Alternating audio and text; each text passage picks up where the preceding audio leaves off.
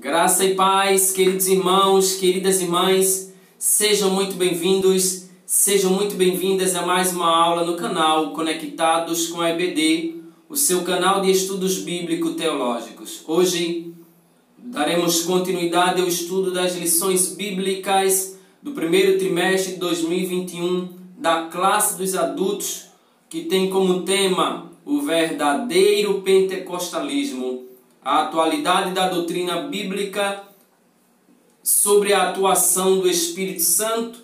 Estudaremos especificamente a 13ª lição, isso mesmo, hoje estudaremos a última lição deste trimestre rico, abençoado e abençoador, a lição de número 13 para o dia 28/3/2021, voltados os olhos para a bendita esperança. Mas antes de iniciarmos esta aula, eu quero te pedir, gostou? Deixa aquele joinha abençoado, faça os seus comentários e compartilhe esta aula com outras pessoas. Se ainda não se inscreveu, inscreva-se agora mesmo e ative o sininho para receber as notificações de tudo que postarmos aqui.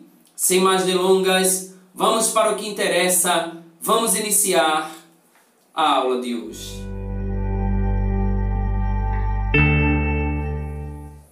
O textuário da nossa lição encontra-se na Epístola Tito, capítulo 2, versículo 13. Tito, capítulo 2, versículo de número 13, está escrito assim: aguardando a bem-aventurada esperança e o aparecimento da glória de Deus e nosso Senhor Jesus Cristo. A verdade prática nos diz o seguinte: a nossa esperança é vívida e real e não se baseia em utopia e nem em imaginação humana, mas em fatos revelados na palavra de Deus e confirmados pela história. O texto base, a leitura bíblica base da nossa lição, Atos capítulo 1, versículos 6 ao 11. Assim está escrito o texto sagrado. Aqueles, pois, que se haviam reunido perguntaram-lhe, dizendo: Senhor, restaurarás tu neste tempo o reino a Israel? E disse-lhes: não vos pertence saber os tempos ou as estações que o Pai estabeleceu pelo seu próprio poder. Mas recebereis a virtude do Espírito Santo, que há de vir sobre vós, e ser-me-eis testemunhas tanto em Jerusalém como em toda a Judéia e Samaria e até aos confins da terra. E quando dizia isto, vendo-o eles, foi elevado às alturas, e uma nuvem o recebeu, ocultando-o a seus olhos.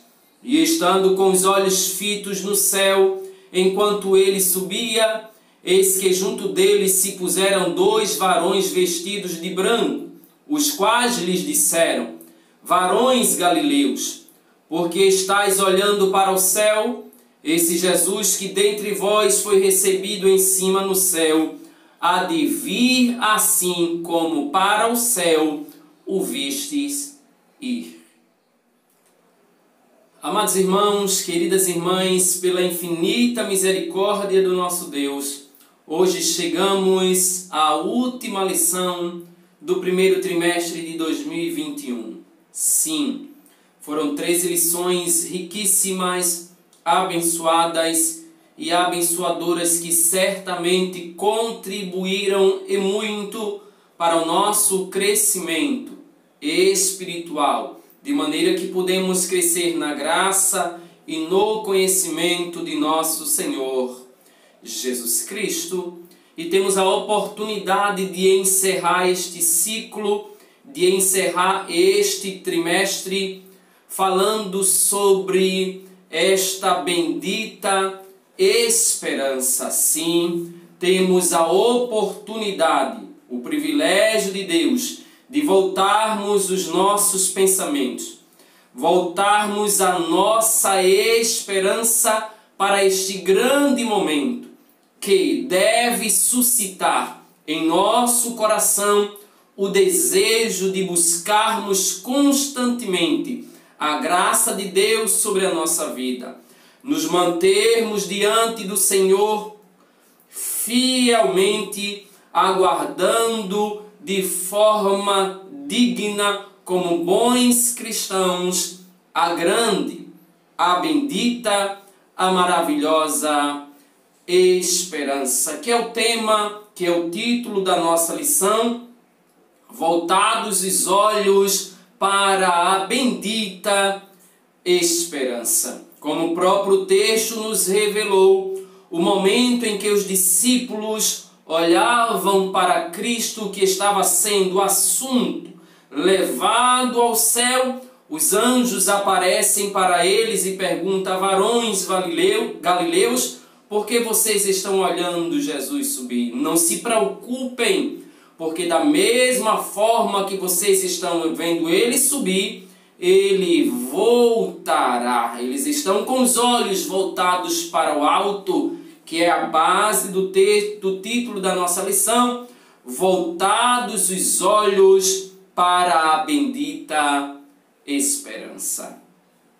Logo de imediato, nesta nossa introdução, destacamos que a expressão bendita esperança refere-se à segunda vinda de Cristo, que é a esperança maior da igreja, desde que Jesus retornou, voltou para o céu.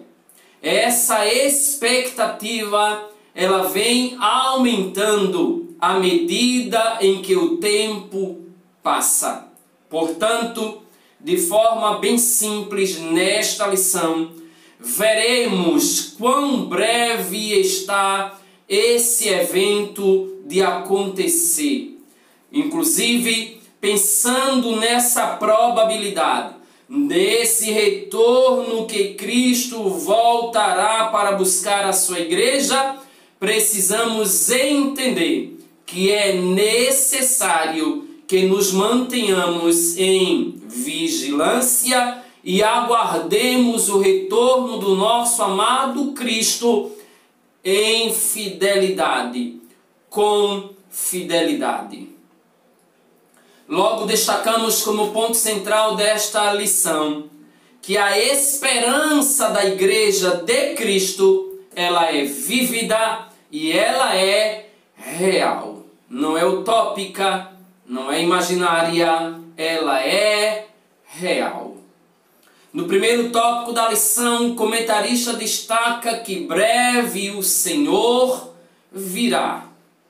Ora, quando ele destaca que breve o Senhor virá, é necessário entendermos que a segunda vinda de Cristo é uma verdade bíblica. Sim, a segunda vinda de Cristo é uma verdade ensinada em toda a Bíblia Sagrada, especialmente nos Evangelhos de Cristo, a saber, Mateus, Marcos, Lucas e João, bem como nas epístolas. Sim, a volta de Cristo, a segunda vinda do nosso amado Mestre, está registrada na Bíblia Sagrada com abundância de detalhes. Aliás, por essa razão, por causa dessa abundância de detalhes existentes na Bíblia, todos os ramos do cristianismo concordam que certamente Jesus um dia voltará. Embora essa unanimidade não ocorra no tocante à maneira como isso acontecerá, todos têm a certeza que em breve Jesus voltará. Mas lembremos-nos que quando falamos na segunda vinda de Cristo, diferenciamos esta segunda vinda em duas fases, em duas etapas ou em dois momentos. Falamos do arrebatamento da igreja na primeira fase da segunda vinda de Cristo, e eu quero ler com vocês primeira epístola do apóstolo Paulo aos Tessalonicenses, capítulo 4, versículo 15, assim está escrito. Primeira carta de Paulo aos Tessalonicenses 4:15. Primeira aos Tessalonicenses, capítulo 4, versículo 15 diz assim: vede que ninguém dê a outrem... Não, primeiro aos Tessalonicenses, estou aqui, capítulo 4, versículo 15, perdão. Dizemos-vos, pois, isto pela palavra do Senhor, que nós, os que ficarmos vivos para a vinda do Senhor, não precederemos os que dormem. Esse texto se refere ao arrebatamento da igreja, quando o Senhor tomará a sua igreja de súbito da terra. Mas também, quando falamos da segunda vinda de Cristo, falamos de um outro momento, de uma segunda fase, que é a vinda do Senhor Jesus em glória, conforme observamos na segunda carta de Paulo aos Tessalonicenses, capítulo 2, versículo 8. E então será aniquilado o iníquo, a quem o Senhor desfará pelo sopro da sua boca e aniquilará pelo esplendor da sua vinda. Este momento é quando a Bíblia diz que todo olho o verá. Na segunda fase da sua vinda, todo olho o verá, e ele virá acompanhado já com a sua noiva, a igreja glorificada. Segundo Atos dos Apóstolos, capítulo 1, versículo 11, quando o Senhor Jesus ascendeu ao céu, os varões de branco disseram para os seus discípulos, varões galileus, por que vocês estão olhando para cima? Eu quero ler com vocês este versículo. Porque estão olhando para o céu. Esse Jesus, que dentre vós foi recebido em cima no céu, há de vir, ele voltará, assim como para o céu ouvistes. E é a segunda etapa, a segunda fase da segunda vinda de Cristo, quando todo olho o verá. Sim, ele virá da mesma maneira que subiu, referindo-se à sua vinda em glória e não ao arrebatamento da igreja. Precisamos entender e acreditar verdadeiramente que em breve Jesus virá, porque ele mesmo fez esta promessa para os seus apóstolos, para os seus discípulos, para a sua igreja. Cristo prometeu voltar para nos buscar e nos levar para o céu. Vejamos o que ele falou. Evangelho de Jesus Cristo, segundo escreveu João, capítulo 14, versículos 1, 2 e 3, está escrito assim. Essas foram as palavras do próprio Jesus para os seus discípulos. Não se turbe o vosso coração. Credes em Deus, crede também em mim. Na casa de meu pai há muitas moradas. Se não fosse assim, eu vos teria dito, pois vou preparar-vos lugar. E se eu for, e quando eu for, e vos preparar lugar, virei outra vez, e vos levarei para mim mesmo, para que, onde eu estiver, estejais vós também é o próprio Jesus quem está dizendo: ele vai para o céu, mas voltará para levar a sua igreja. Entretanto, parece que antes do Pentecostes, os discípulos ainda não haviam compreendido de fato a respeito de que Jesus estava falando para os seus discípulos, para eles. Pelo que se pode observar aqui, eles achavam que o Senhor estava se referindo à restauração de Israel como estado político. Quem sabe eles estavam a pensar sobre tempos passados, tempos estes nos quais Israel era um estado independente, era uma nação poderosa que desfrutava de privilégios políticos, sociais e econômicos. Até então, quem sabe eles estavam apenas pensando nesta restauração. Por isso eles perguntaram: Senhor, restaurarás tu neste tempo o reino a Israel? Quem sabe por essa razão eles também fizeram esta pergunta a Jesus a respeito desta restauração, deste reino de Israel enquanto reino terreno, reino físico, político, que era o que predominava no pensamento de todos de Israel. Mas Jesus faz questão de corrigi-los de imediato, mostrando para eles que o dia e a hora dessa bendita esperança não diz respeito aos homens. O Pai é quem sabe o dia e a hora. E claro, evidentemente o Filho hoje sabe o dia e a hora da manifestação dessa bendita esperança.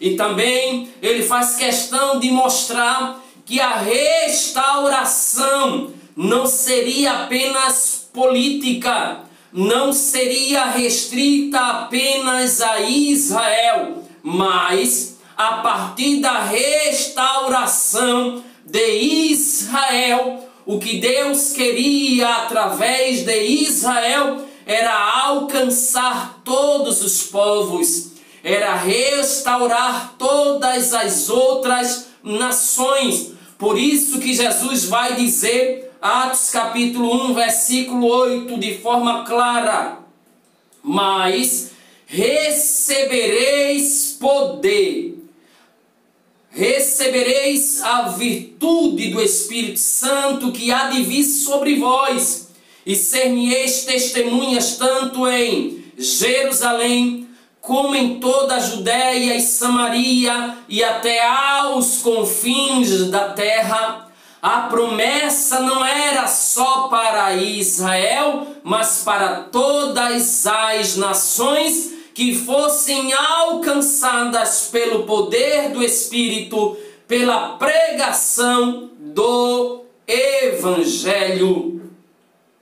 Ainda pensando, o comentarista destaca que esse dia, o dia se aproxima. Sabemos de fato que a vinda de Jesus ela está mais próxima do que nunca. Repito, a vinda de Jesus ela está mais próxima do que nunca. Jesus voltará. Precisamos acreditar sem sombras de dúvidas. E para confirmar isso, observamos os sinais claros e abundantes. Confiantes nessa verdade e observando tantos sinais existentes, a saber, guerras e revoluções. O próprio Jesus falou lá no sermão, no capítulo 24 do Evangelho escrito por Mateus, ele fez questão de dizer, de mostrar sinais que evidenciariam isso. Guerras e revoluções.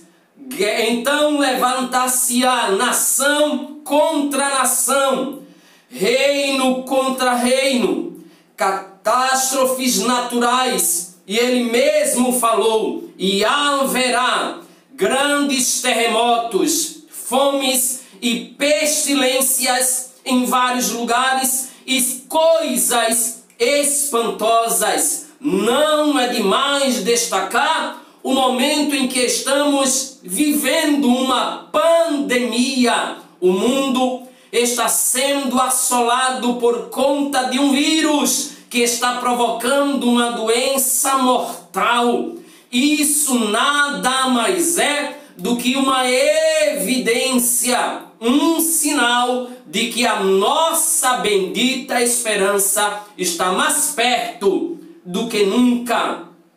Catástrofes naturais, fomes, pestilências, aumento do pecado. Jesus fez questão de dizer, e por se multiplicar a iniquidade, o amor de muitos esfriará. Mateus 24:12, neste sermão, onde ele está advertindo os seus filhos, os seus discípulos, a respeito dos sinais que precederiam a nossa bendita esperança. A multiplicação do conhecimento, a propagação da nova era, o avivamento pentecostal. E isso estamos a clamar.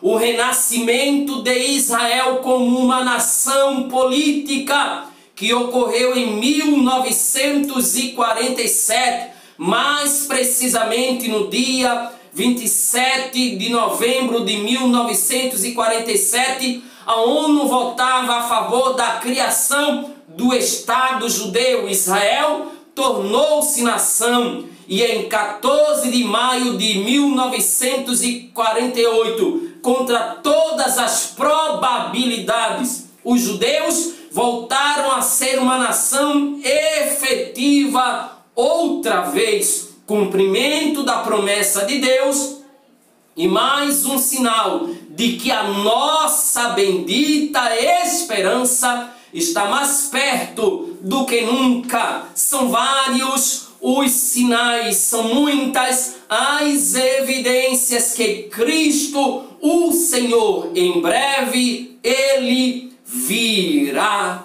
Destacamos ainda como outros principais sinais a própria efusão do Espírito Santo, promessa para os últimos dias, Joel 2, 28 a 32, Atos 2, 16 a 21. Outro sinal evidente é a própria fundação que já destacamos do Estado de Israel.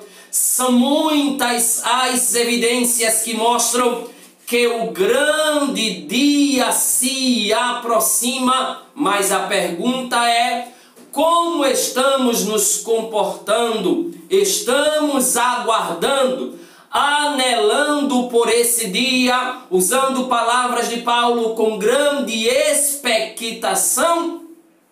Sintetizando este tópico, destacamos que a vinda de Cristo ela é tão certa quanto a sucessão de dias e estações. Por qual razão? Porque o nosso Senhor Jesus Cristo, Ele mesmo, nos prometeu. Ora, se breve Jesus voltará, se em breve Jesus virá, é necessário que o aguardemos com vigilância. Sim, existe a necessidade real de vigilância por parte da sua igreja. O Senhor Jesus, Ele mesmo exorta-nos com muita ênfase sobre a necessidade da vigilância, dizendo, Mateus 24, 44, vigiai. E observemos, destaquemos que a palavra vigiai é um verbo que está no modo imperativo. Jesus está ordenando: vigiai. Por qual razão? Porque não sabeis a que hora há de vir o vosso Senhor. Ora, se não sabemos o dia em que ele há de voltar, precisamos aguardar vigilantes este grande momento, em todas as circunstâncias, em todas as horas. A razão dessa vigilância, destacamos mais uma vez, é porque ninguém sabe quando acontecerá a vinda do nosso Salvador. Essa era também a preocupação dos apóstolos no período da igreja primitiva. Eles não sabiam o dia nem a hora. Paulo vai mostrar para os seus filhos na fé. Paulo vai ensinar os crentes da cidade de Tessalônica, mostrar para eles. Eu quero ler com vocês primeira carta de Paulo aos Tessalonicenses, capítulo de número 5, versículos 2, 3, 4 e 6. Vejamos o que Paulo falou, capítulo 5 da primeira carta de Paulo aos Tessalonicenses, versículo 2. Porque vós mesmos sabeis muito bem que o dia do Senhor virá como ladrão de noite. Ninguém espera, pois que quando disserem a paz e segurança, então lhes sobrevirá repentina destruição, como as dores de parto aquela que está grávida, e de modo nenhum escaparão. Mas vós, irmãos, já não estáis em trevas para aquele dia, para que aquele dia vos surpreenda como ladrão. Porque todos vós sois filhos da luz e filhos do dia. Nós não somos da noite nem das trevas. Não durmamos como os demais, mas vigiemos e sejamos sóbrios. Ora, se não sabemos o dia nem a hora, devemos vigiar. Os apóstolos já tinham esta preocupação. Paulo já ensinava às igrejas a respeito da necessidade de vigilância. Pedro também tinha esta preocupação, por isso ele escreve aos irmãos, conforme está na segunda epístola de Pedro, no capítulo de número 3, versículos 8, 9 e 10. Vejamos o que está escrito. Mas, amados, não ignoreis uma coisa, que um dia para o Senhor é como 1000 anos, e 1000 anos como um dia. O Senhor não retarda a sua promessa, ainda que alguns a tenham por tardia, mas é longânimo para convosco, não querendo que alguns se percam, senão que todos venham a arrepender-se. Mas o dia do Senhor virá como ladrão de noite, no qual os céus passarão com grande estrondo, e os elementos ardendo se desfarão, e a terra e as obras que nela há se queimarão. Ele virá como ladrão de noite. O apóstolo está dizendo, ele vem numa hora em que não esperamos. Se nós não sabemos a hora em que ele há de vir, esperemos, aguardemos esta nossa gloriosa esperança, a nossa bendita esperança, com vigilância, diligentemente. O ensino de Jesus, o próprio Jesus, ele fez questão de ensinar nas diversas parábolas e nos seus sermões, nos seus discursos, nas suas pregações escatológicas, como em Mateus 24, Marcos 13 e Lucas 21, dando ênfase a todos a respeito da necessidade de vigilância. Ele falou: vigiai e orai, porque vocês não sabem o dia nem a hora. Se vocês não sabem, portanto, aguardem vigilantes. Ainda pensando nesta necessidade de vigilância, por que devemos estar vigilantes? Precisamos ter cuidado com os falsos alarmes, que não são poucos, que não foram poucos ao longo da história da nossa amada igreja, uma vez que muitos líderes e grupos religiosos aventuram-se, arriscam-se a fim de buscarem o afã de que receberam revelações privilegiadas de Deus, de que foram visitados por anjos e pelo próprio Cristo, que eles revelavam dias específicos da volta de Cristo, marcaram datas para a segunda vinda de Cristo. Sim, alguns tiveram a ousadia de marcar datas, outros, depois que essas datas não se confirmaram, remarcaram as datas, reinterpretaram as profecias, protelando-as para datas futuras. Por exemplo, deixe-me destacar aqui a previsão de fim do mundo, feita por um pastor evangélico lá da Califórnia, nos Estados Unidos, chamado de Harold Camping, que não se confirmou. Uma das mais conhecidas, diz uma das revistas norte-americanas, a respeito dessa volta de Cristo também, é a de William Miller, que em 1840 começou a dizer que o mundo iria acabar e que Cristo regressaria, prevendo, ele teve a ousadia de prever que, segundo as palavras dele, eram profecias, um grande incêndio entre o dia 21 de março de 1843 e 21 de março de 1844.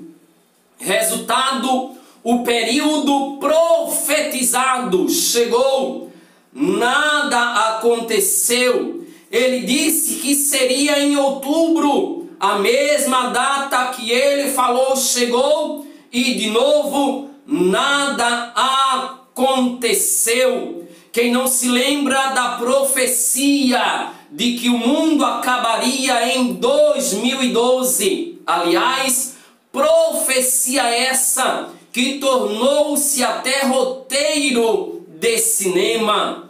Isso baseando-se em falsas profecias. Esta de 2012 baseava-se no calendário maia, que termina 21 de dezembro de 2012.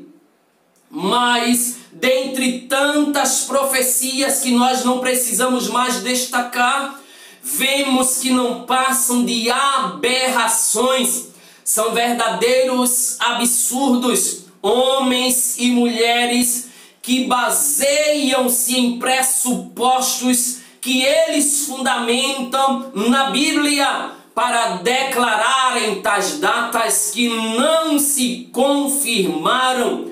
Querem assumir posições de profetas de Deus, homens que receberam revelação do próprio Deus, mas nada se cumpriu. Eles quiseram adivinhar, mas o próprio Jesus falou que homem nenhum sabia o dia nem a hora.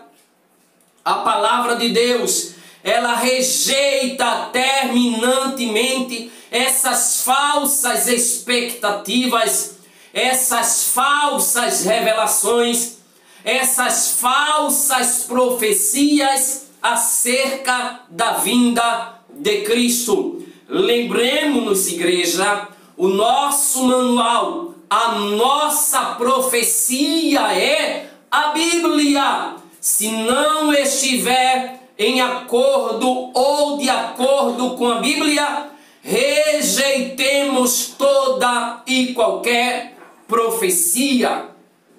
A verdade é que a doutrina da vinda de Cristo é um grande privilégio para nós, e todo cristão deveria ter o cuidado de estudar a respeito desta maravilhosa doutrina que traz ao nosso coração esperança. E eu posso afirmar, usando um jargão que muitos usam no meio gospel, no meio evangélico, dias melhores virão. Quando Jesus voltar, literalmente dias melhores virão. Porque essa doutrina traz ao nosso coração essa bendita esperança, alegra o nosso coração e fortalece a nossa fé. Ela não produz incredulidade, ela não produz falsa expectativa. Portanto, rejeitemos todos os alarmes falsos, porque a verdade é que em breve Jesus virá. Sintetizando este tópico, é preciso estar vigilante quanto à vinda do Senhor e prevenidos contra os falsos alarmes. E assim nós chegamos ao terceiro e último tópico da lição. Temos a certeza, breve Jesus virá.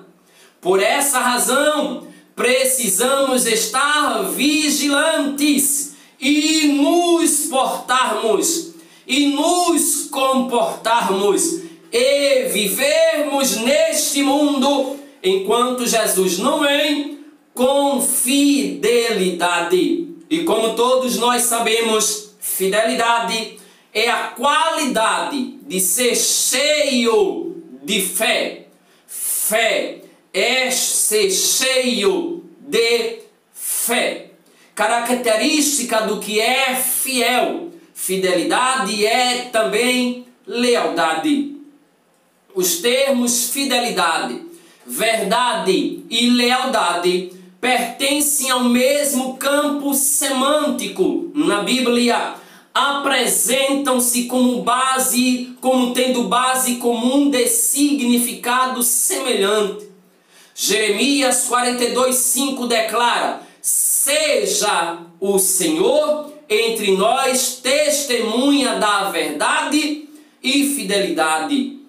Tito capítulo 2, versículo 10, mostrando toda a boa lealdade. Fidelidade, portanto, é uma demonstração de fé, é uma demonstração de lealdade, respeito e constância no que tange, no que fala de compromissos assumidos, sobretudo da parte dos cristãos para com Deus. Sim, enquanto Ele não vem, aguardemos vigilantes e com fidelidade o cumprimento da promessa que o próprio Jesus fez para a sua igreja.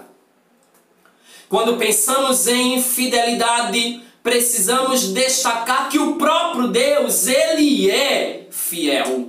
E quando falamos de fidelidade divina, destacamos que fidelidade é um dos atributos morais de Deus, atributos comunicáveis que Ele compartilha com os seres humanos, atributo que se reflete na nossa vida. Esse atributo divino, fidelidade, reflete-se também na vida dos homens, repito, porque é um atributo comunicável que Ele compartilha com os homens. E esta fidelidade de Deus, ela é grande, a ponto de Timóteo, ou melhor, de Paulo escrevendo a Timóteo dizer que ainda que sejamos infiéis, o nosso Deus, ele permanece fiel. Essa fidelidade é grande e expressa uma absoluta confiança, cuja ideia é de firmeza. Salmo 36:5, Salmo 89:2. Assim como ele cumpriu a promessa da vinda do Salvador do mundo, assim como Deus prometeu no Antigo Testamento que mandaria o Salvador, que Cristo seria gerado no ventre de uma mulher, que ele nasceria, realizaria milagres, morreria por amor aos nossos pecados, e ele cumpriu esta promessa. Igualmente acreditemos que a segunda vinda de Cristo é um fato incontestável, porque Deus, ele é fiel. Chegamos ao terceiro e último subtópico do tópico final: a fidelidade como virtude cristã. Ora, como já destacamos, a fidelidade é um atributo divino, classificado como atributo comunicável, que se reflete nas criaturas humanas, que se reflete na vida dos homens. Como virtude cristã, esta fidelidade, ela não nasce no coração do homem apenas por seus esforços, não é consequência do seu mérito, mas ela é proveniente do Espírito Santo na vida do crente, conforme Paulo registra na sua carta aos Gálatas, capítulo 5, versículo de número 22, a respeito do fruto do Espírito Santo, e ele vai destacar que uma das características deste fruto é a fidelidade.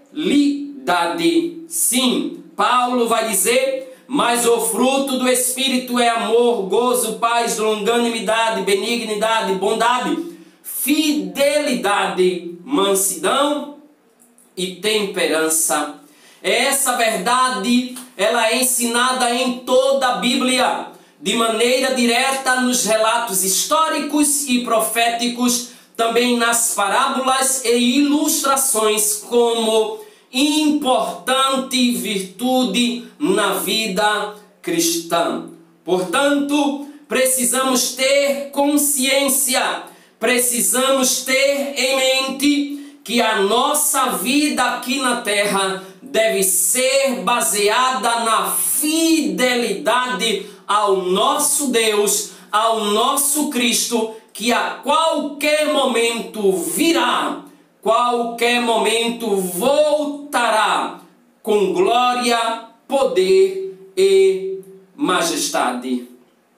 E assim, precisamos também compreender alguma coisa muito interessante que desperta os discípulos a respeito dos tempos e das estações. Quando ele pergunta: restaurarás tu a nossa sorte nesses tempos? Jesus responde aos discípulos, ampliando o horizonte desse reino, dizendo: não vos pertence saber os tempos e as estações. Essa resposta de Cristo, ela foi dupla. Observem que ele vai destacar tempos, que no grego é cronos, da qual palavra deriva cronologia e tantas outras cognatas. E significa apenas um longo período, um espaço de tempo. Portanto, haveria um espaço de tempo para a pregação do Evangelho entre a descida do Espírito Santo e a vinda de Cristo.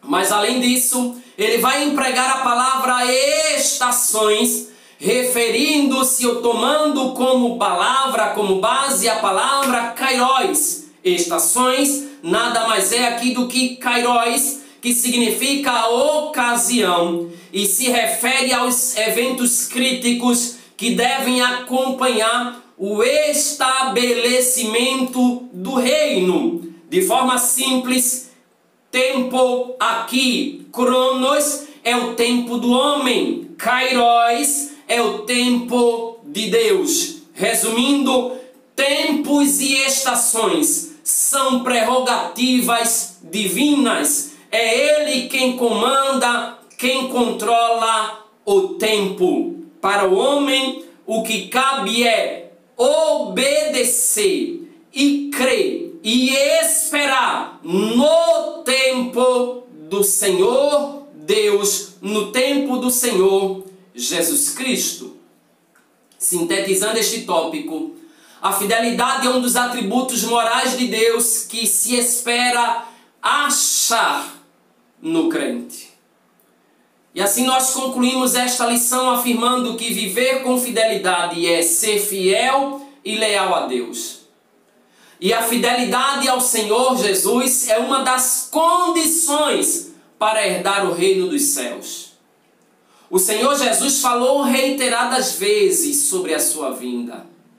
E ao ascender ao céu, 2 anjos reafirmaram essa promessa, dizendo: esse Jesus, que dentre vós foi recebido em cima no céu, há de vir assim como para o céu o vistes ir. Portanto, queridos, a volta de Jesus para nos levar ao céu deve ser a maior esperança da igreja.